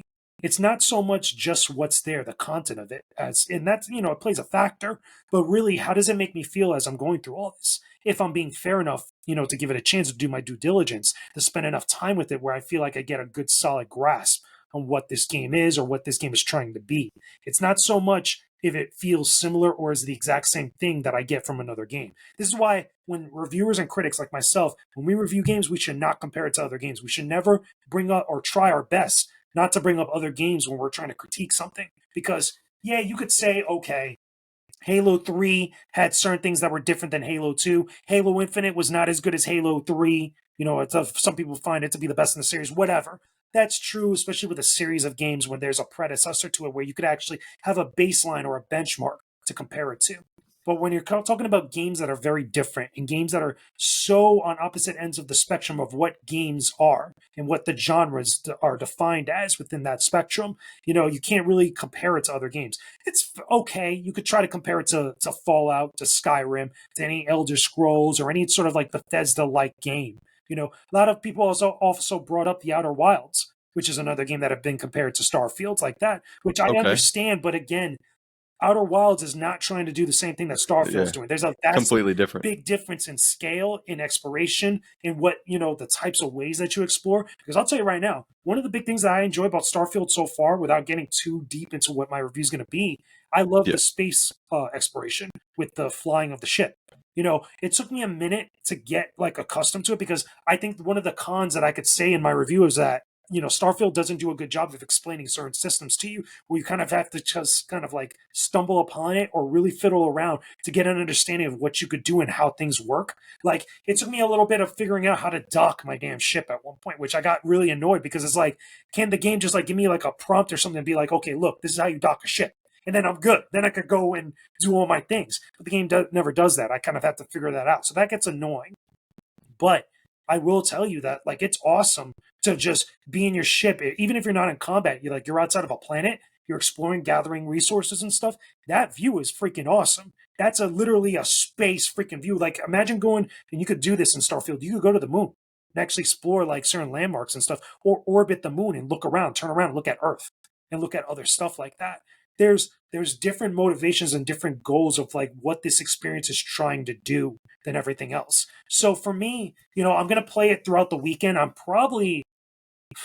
I think I'm maybe 15 to 20 hours in, I think, because the weird thing about progress with a game like this is that you don't necessarily have to be doing the main quests in order to spend a lot of time with this. Like, I just did a thing with the Rangers. I just started doing some bounty stuff with the Rangers, and I finally got my Ranger badge, I guess, whatever, to go do missions with them. But I also did the whole Mantis quest, which is like a side quest that you get from the pirates that allows you to get a really dope ship and a really dope piece of armor, or a spacesuit like that, which is the Mantis set and everything else that you get from it. All that stuff is pretty cool. And I spent a lot of time with it, but I'm probably not that far in as far as the main quest, which I'm probably going to end up doing this weekend, more than likely. But you're enjoying the journey. Yeah, enjoying the journey, but enjoying the experience of what that journey is. Like that. Because a lot of people said the same thing about Baldur's Gate, and I did the same thing with Baldur's Gate. I didn't roll credits on Baldur's Gate, but I did play a long ass time with that game, like just spending time with it and getting an idea of what it is. That's why, like, even though for a lot of us critics, myself included, we try to roll credits on a game before we like actually write our reviews, and sometimes it doesn't always work out like that. But really, you get to a point when you're playing a game, if you're being critical about it, it's like, okay, I get where this game is all about. I kind of get what it's trying to do. This is how I feel about it, and this is how I enjoy it. If I'm playing 50 plus hours, what's the common person going to feel like if they spent 50 plus hours? Was this enjoyable for me? Will they enjoy it? That's the type of things that I'm thinking about, especially with this type of game, but really to all types of games. I think with the problem also with a lot of the discourse about these reviews is that you have a lot of people or a group of people trying to nitpick every single thing to discredit other opinions, which I think is wrong.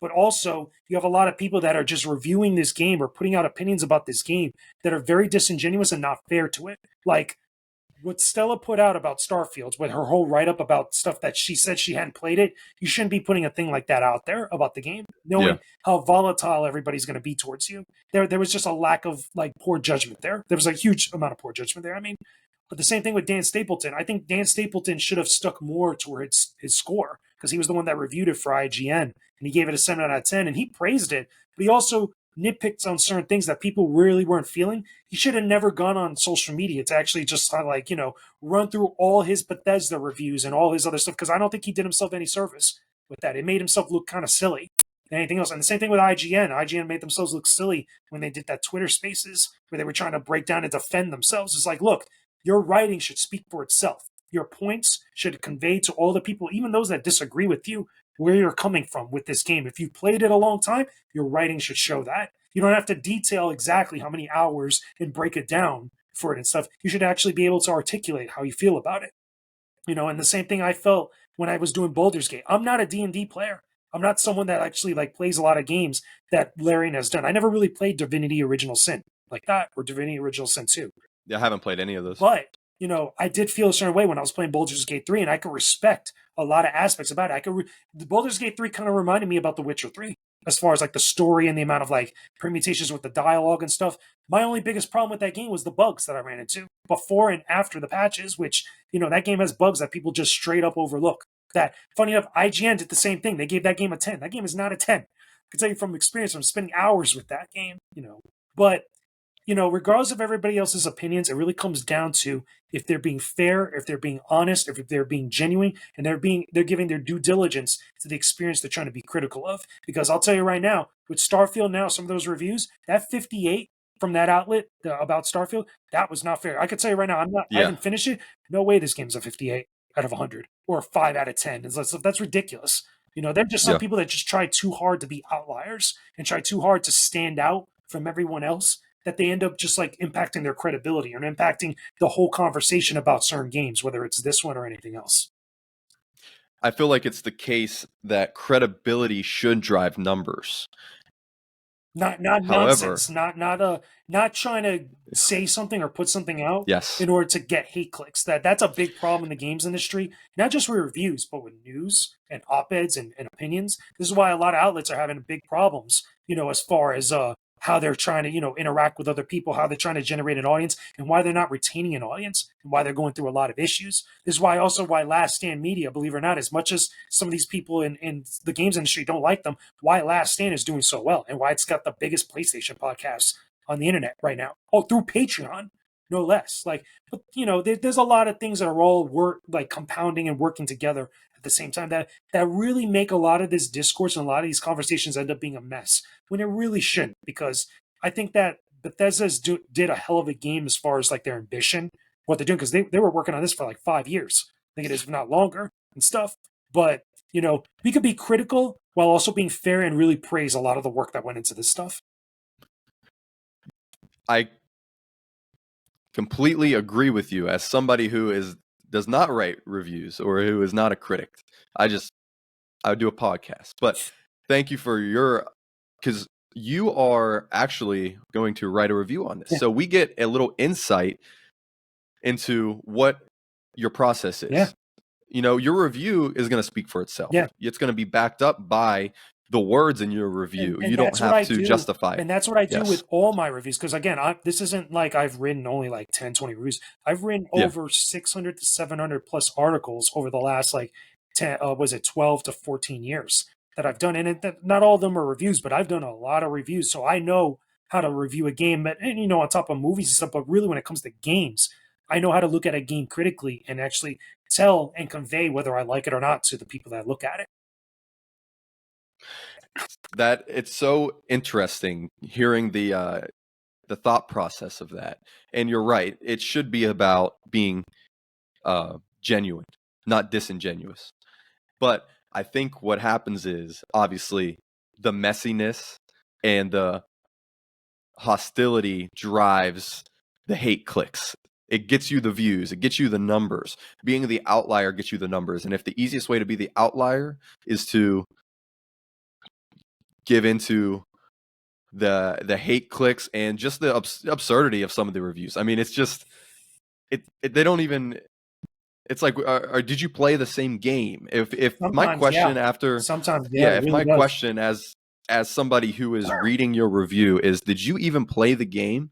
If that's what's going through my head, that is probably the worst thing that could happen for your integrity or for your credibility as a critic or reviewer or Now, there's a whatever. thing that comes with that, though. There are actually two things. Number one, not everybody is going to be as fair or genuine when they look at your review. Sometimes there's just some people that are just looking for dissenting opinions just to disagree with them on Yeah. social media. Okay. A lot of time on both sides, some of those people should not be on social media. They should just log off, literally, because they go looking to fight with people, and that's never a good thing. That's a horrible thing, even for people in the media. There's some people that work for these larger outlets that end up going to look for problems, or it feels like they're going to look for problems.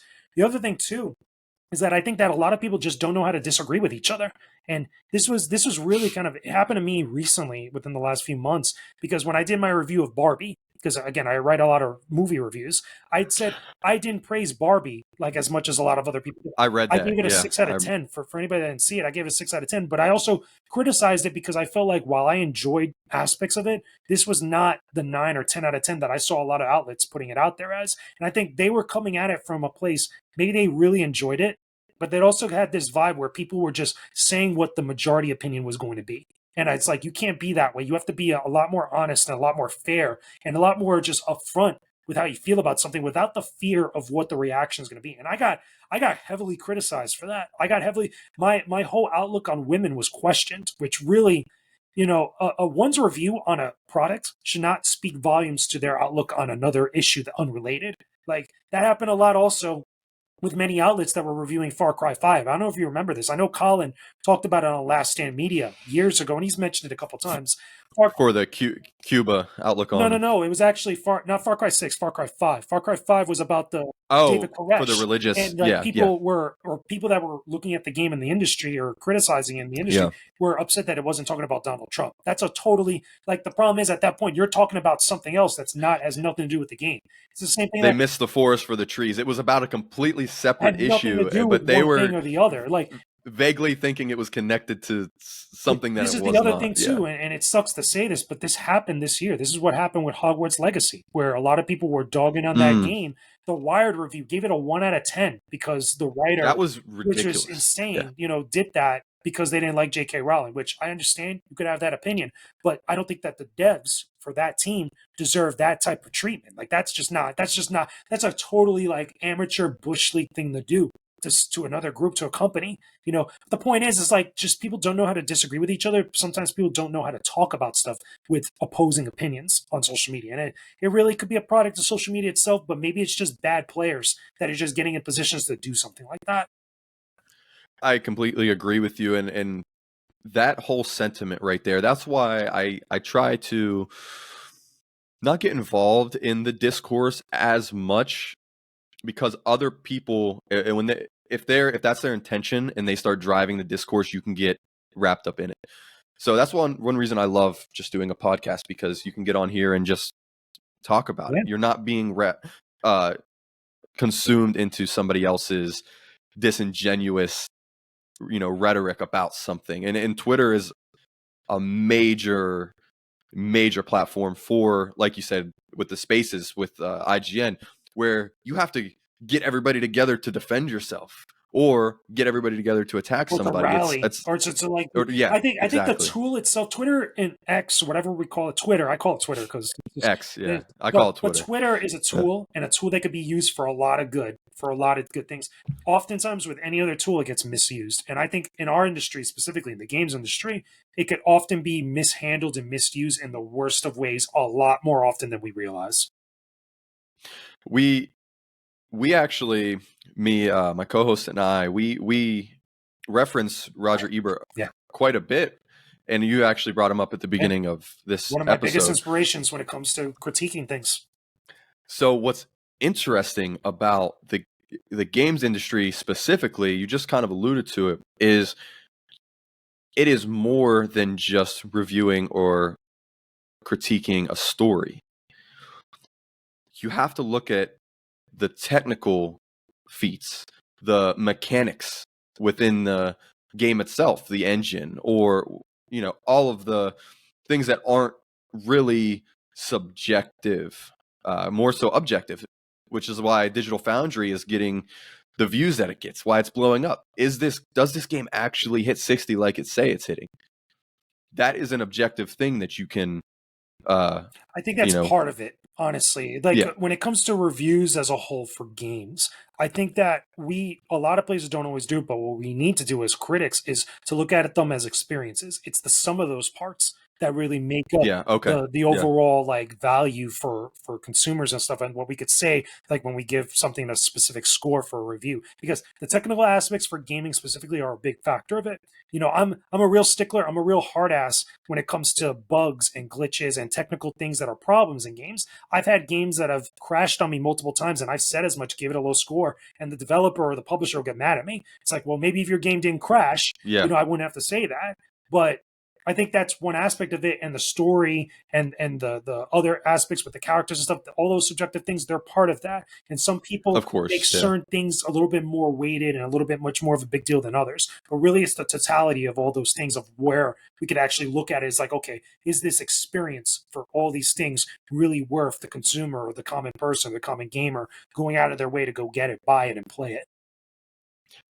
You hit it right there, the sum of its parts. And like you said, I think reviewers or outlets maybe focus on one a lot more than the other. And that's, I think, where you see a lot of pushback from, because if there's a lot of bugs, but the review outlet isn't talking about the bugs, but they're praising other aspects of it.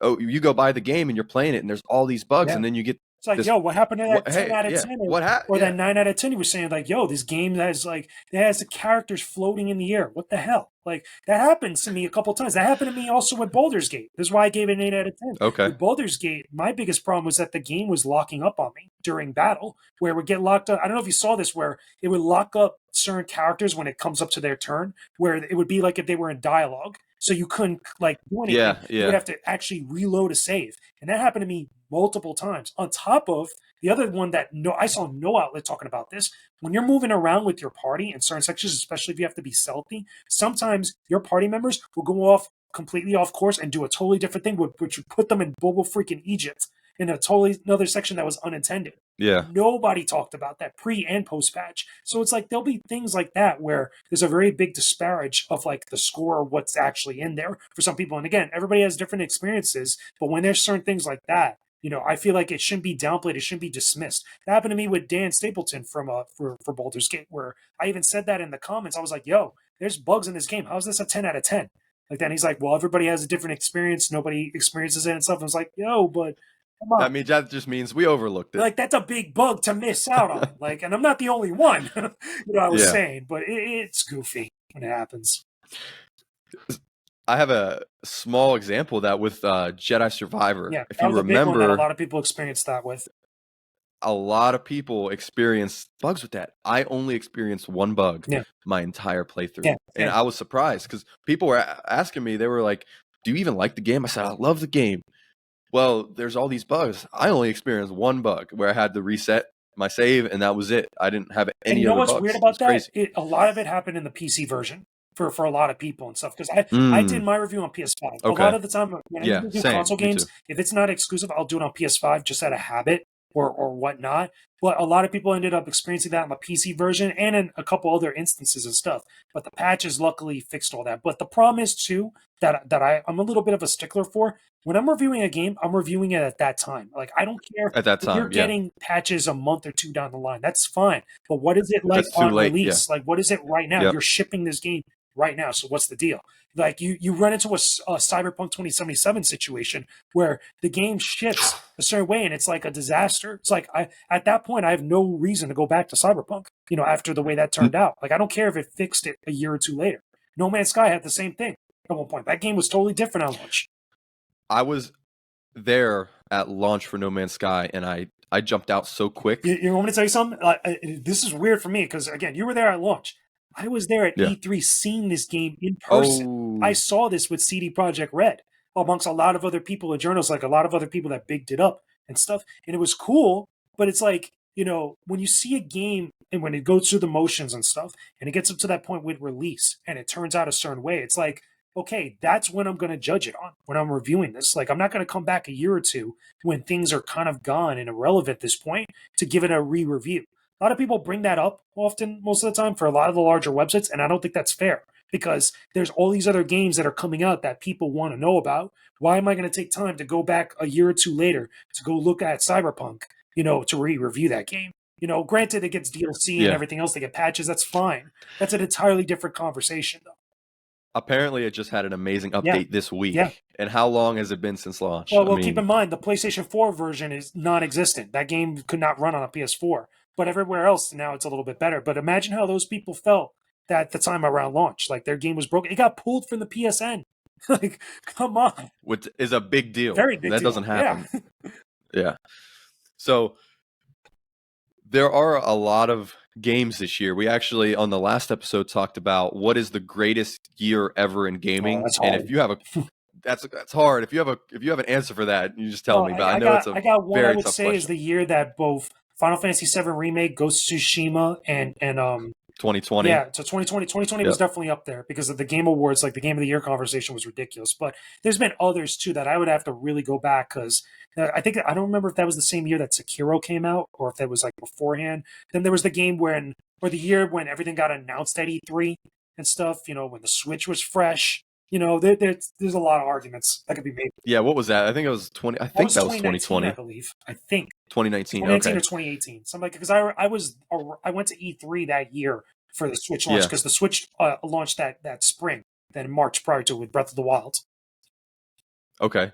So yeah, that was probably 2018. Well, 2018 was God of War, Spider-Man. Yeah, like again, like look at that lineup Yeah. like that. I mean, those are Insane. PlayStation, but like across the board, we had a ton of stuff. I think we actually came in with 2018 as number one on it. I wanted to do this year, but it's not over. Yeah. So I felt like it would be unfair. So before we end this year, a lot of games came out already. I mean, game of the there was about 10 game of the year contenders that have released in the first half of the year. First 8 months, 9 months of the year. We still got some games coming out later this year. Coming soon is going to be Spider-Man for a lot of people. Yes. I mean, you could throw in games like Mortal Kombat 1 technically because it's right around the corner like that. But as far as like hype, it's not even comparable. Yeah. Like Spider-Man's the bigger game. So what just top down 2023 game of the year contenders? Okay, so like top 5 out of this year. Top 5. Okay. What stands out? So in no descending order, because I think it's hard to. It's too much. I would say Hogwarts Legacy. Yeah. Is definitely up there. A lot of people are not going to include it, but I definitely would because when I reviewed it, I gave it a 9 out of 10 because I really enjoyed it. I would say Jedi Survivor as well, even though that game had problems for some people. When I was done with it, that game was dope. I think it was another big banger. I would definitely say if I had to choose Street Fighter 6, definitely another one. I would definitely put up there because I like Street Fighter. I love Street Fighter in general, and I thought that was a hugely successful release for that. Even though I didn't play it, I know some people are going to put it on there. Tears of the Kingdom would definitely probably be up there for a lot of people. There's another one for top 5. And then if I had to choose a 5th one, more than likely my pick is going to be Spider-Man, even though I haven't played it yet, but it's more than likely going to be up there because I played Spider-Man PS4 and I played that late and I love that game. The game was so much fun. I wouldn't put, because there's other games that people would put on there. Baldur's Gate, some people would put on there, which I can understand. If you want to replace any of that top 5, I would take out Breath of the Wild or Tears of the Kingdom, put in Baldur's Gate instead.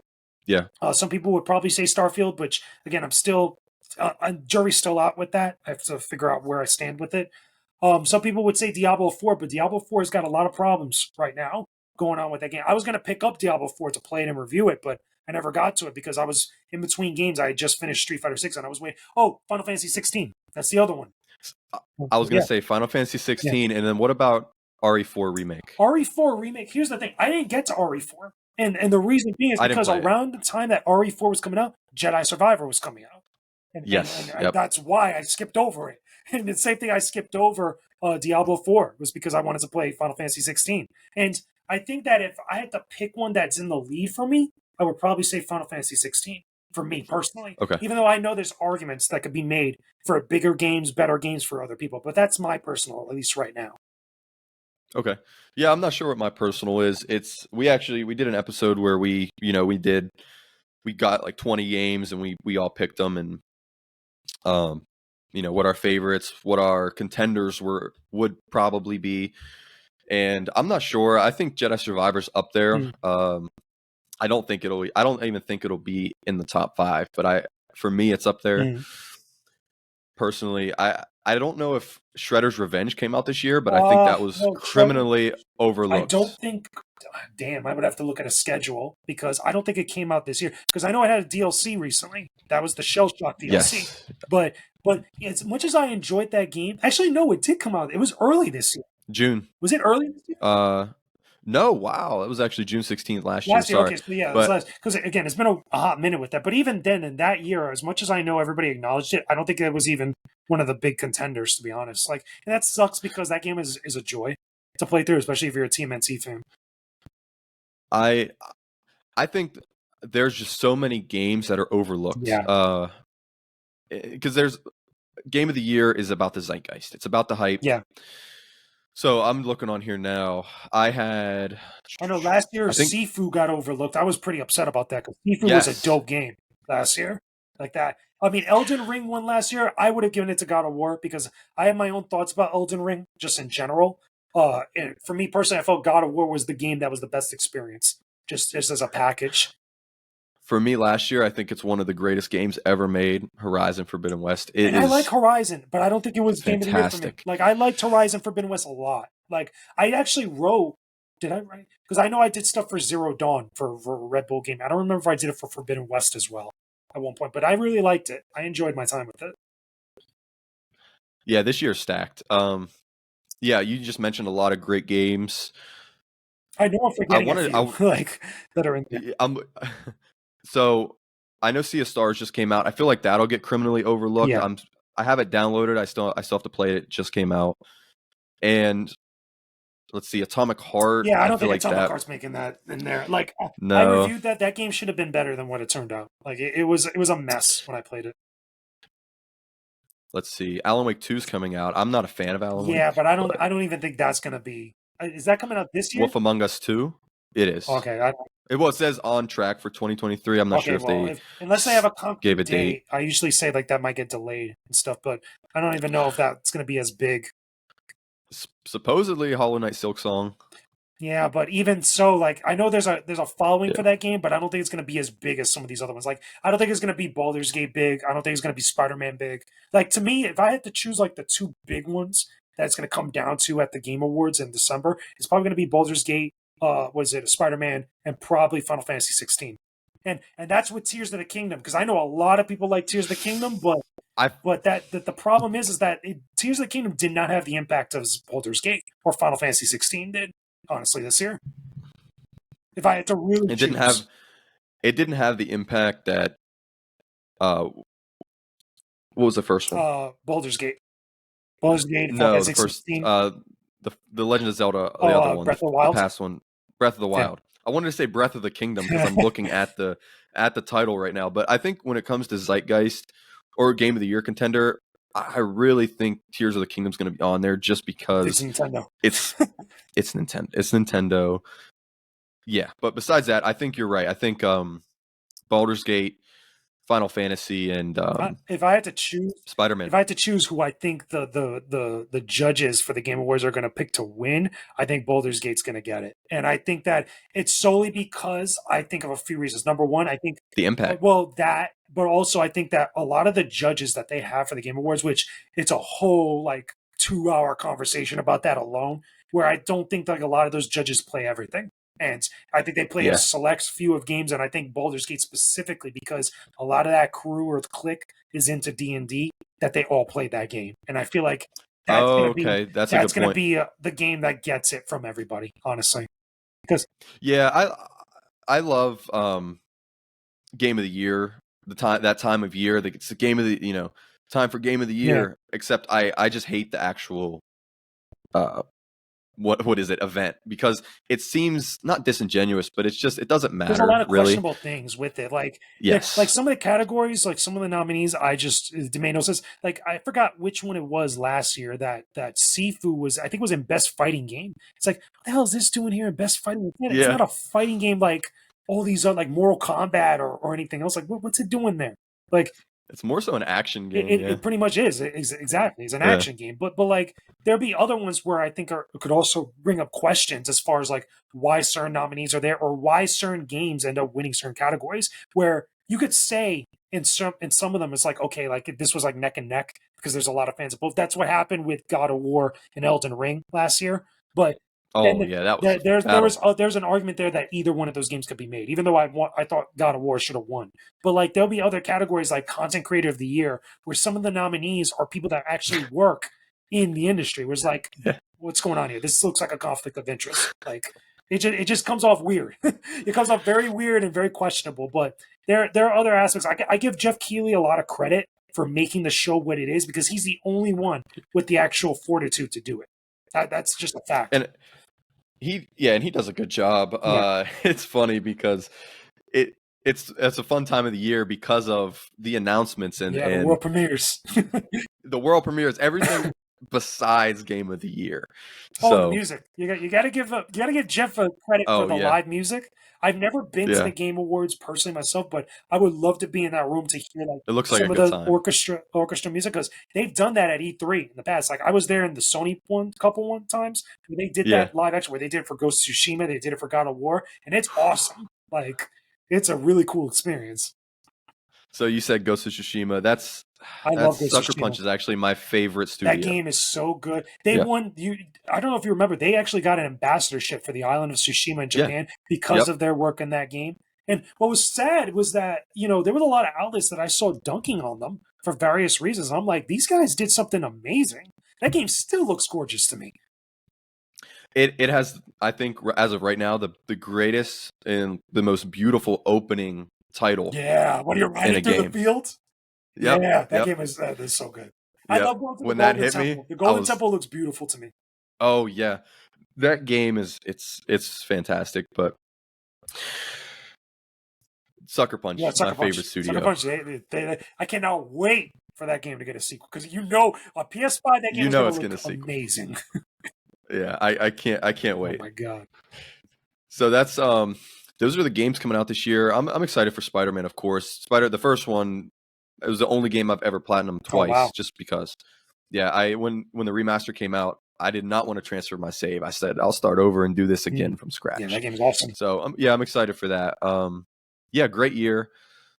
I can't wait to see how it stands in the discussion of games throughout the I think there's going to years. be a lot So of recency bias for some people because that always happens towards the end of the year for a lot of games that come out. Like there are going to be games that came out like January, February that get forgotten. I mean, the obvious one I think that's going to get forgotten not just because of that, but for other reasons is going to be Hogwarts Legacy. As good as that game and how much of an impact, because I think still to this day for this year, that's the highest selling game this year. Period.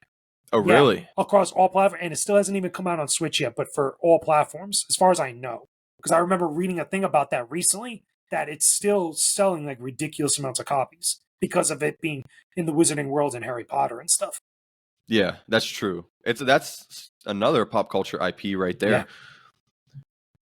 So I think this year is going to be one of my favorites. I'm having such a good time just running through games this year. I haven't really jumped into some recent games that have come out because I like to slowly go through my backlog, and if games come out, I kind of like to wait a little bit for patches and whatnot. It's only with certain games where I'll be there day one. And Mortal Kombat 1 is going to be one of Yeah. those, and I feel like that's going to be criminally overlooked too. I don't think so. Because it just looks amazing. Something I don't think is going to be overlooked, and it's really because of a lot of the attention it's been getting in other aspects of pop culture and entertainment. Because there's a couple things. You're right about There's that. one. Yeah. We had the recent announcement with Natara being Megan Fox, who's in the game. Megan We got Fox. Jean-Claude Van Damme has his skin in the game. Yeah. That's a full circle moment for that series. But also, Omni-Man, Omni-Man Homelander. and Homelander, Yeah, you're right. and Peacemaker, all that stuff is part of it. But what really stood out to me and why I think this is going to be much bigger than what it is because Ed Boon was on Hot Ones. Cons recently, talking about this game and talking about Mortal Kombat. That Oh, was okay. that came out of left field, and I was like, we got Ed Yeah, Boon to come I to didn't Hot know about Ones, that. and it's because Mortal Kombat 1 is coming out, and it's like, something that's interesting. That I think is pretty cool. Okay. It might be okay. It might resonate outside of the normal gaming Yeah. community, like you're saying, more so. I didn't even think about that. Yeah, That's but yeah, again, the celebrity castings for the voices, because it's not the first time that Mortal Kombat did that. Last year they got yeah. what is it, the MMA fighter to play Sonya Blade, no, not Gina Carano, Ronda Ronda Rousey. Rousey, yeah, Ronda Rousey to be Yeah, what is it, Sonya Blade, and they've had other yeah. voices, like they had obviously their guest characters with Spawn and They have Yuri yeah, Lowenthal. like they got a lot of different people that are coming in to do, like, that are celebrities doing these voices and stuff. They got Stallone last year. Like, it was a big deal. Like, I think that type of stuff for that series in particular allows it to kind of branch out and kind of break away into other aspects of pop culture that you don't see from Tekken and Street Fighter. Because remember, I think Tekken 8 is coming out next year. Like, unfortunately, they pushed it back into next year. But with Street Fighter, They had to with this yeah, year. which I Yeah, understand because it's been so stacked at the end of the year. It was the right yeah, move. But with Street Fighter doesn't have that same type of thing that Mortal Kombat has, because Street Fighter doesn't really get into that type of stuff. It's very niche in comparison. yeah. I've always loved fighting games, and I love Street Fighter, but Mortal Kombat has a cultural impact to Yeah. it. It's fun. Yeah, it has the movies, the old Yeah. movies, and The new now movies. the Literally. new The movies. new movie So being made literally, right now, yeah, which is a big deal. yeah. So I'm excited. I'm super excited for that. So all right, I could talk about games forever. I love Mm-hmm. games. I love movies. So how do you feel? You feel I'm good? feeling good about was it gaming and everything like that. Like this Okay. year, again, playing Starfield right now, waiting on Mortal Kombat, because I'm going to do a lot of content with Mortal Kombat, hopefully on that esports Yeah. soon. Besides me doing a review and stuff for probably for Clownfish, but I'm going to do stuff on YouTube as well. But because once that come out, because I love MK in general, I've been with MK since the very beginning. I played on the original MK machine, the arcade machine, back like what 92, 93, Yeah. like that. So like I've been since with the series for so long. So I'm excited. I'm hyped up for it. Awesome. So you just mentioned you're going to be doing a little bit on YouTube and you're going to be making content. Mm-hmm. So this has been such a quality filled episode. You brought some great Hopefully everybody likes. insight and thought process and analyses to this. I love it. I'm gonna have a lot here Mm. to Hopefully everybody clip enjoys it. and get Get out. some good Yeah, food for thought and stuff. I think so. This has been great. So thank you for coming No on. problem. Thank you for having me. I know I really appreciate Mm-hmm. it. Yeah, of course. So where can people find you? You said YouTube, but Yeah, so you're I'm everywhere. literally everywhere. I'll put your link tree in the Yeah, like description. again, there's so many Yeah. spots. I'm what is it? I'm on YouTube, youtube.com/at Jakejames Lugo, where I try to upload every single week. Like usually sometimes multiple times a week, between regular videos, gameplay videos, my podcasts that I try to put up every week, YouTube shorts, where I take a lot of stuff that I also put up on TikTok, tiktok.com/at Jakejames Lugo, daily videos related to gaming, movies, and other stuff. I just talked about Ahsoka yesterday. So I'll probably, if I don't do one today, I'll probably talk about some other stuff very soon related to games, probably Starfield, maybe some other stuff revolving Star Wars. I'm on Twitter or X at Jake James Lugo. Follow me on there. I'm there every day talking about stuff, giving takes, hot takes, spicy takes, but also cool takes that everybody could enjoy, at least get something out of. You know what I'm saying? I'm not trying to jab at people all the time on Twitter, like what everybody does usually. But I'm also on Instagram at Jake James Lugo. On there, every once in a while, I upload like a different picture of something I'm playing, what I'm talking about. I'm on also Patreon, patreon.com/at Jake James Lugo. For $1, you get literally a ton of exclusive content between podcast episodes, early access to new videos, and a bunch of other things as well. And the same thing also, I'm on Facebook. Same thing, I have my own Facebook page, which is linked to everything else. But I'm writing for Clownfish TV all the time. Literally, I put up stuff yesterday as far as gaming news. I'm on Esports, which you can find all my features, all my guide stuff, all my news. You can find a whole bunch of stuff on there. So I'm out here putting in some work. So let me know if you guys enjoy it, share some cool stuff. And hopefully, I put out more things that you guys will really get a kick out of. Yeah, that's awesome. I've been thoroughly enjoying the movie reviews, the videos. It just seems like it's digestible, I guess. You just watch it and it's like, this is a great review, and it's Thank not you. something that is tough to get into or understand, and it's enough for a short or a TikTok or something that it's not like you got to sit down and read I through promise you won't flip IGN the table article, over even it. though you Like you have won't throw a those. chair Yeah, over yeah. over my content, which you might disagree with me in a lot of stuff. You might like not like what I have to say in certain things, but at least you walk away with something. I completely that happened to me, so I agree with that. But um, I'll have everything in the description, Cool. so it'll all be there. And this has been such a packed year. I want to talk about a lot of stuff, but it's impossible. You're not gonna. There's just too much this year. But we talked about Star Wars. Yeah.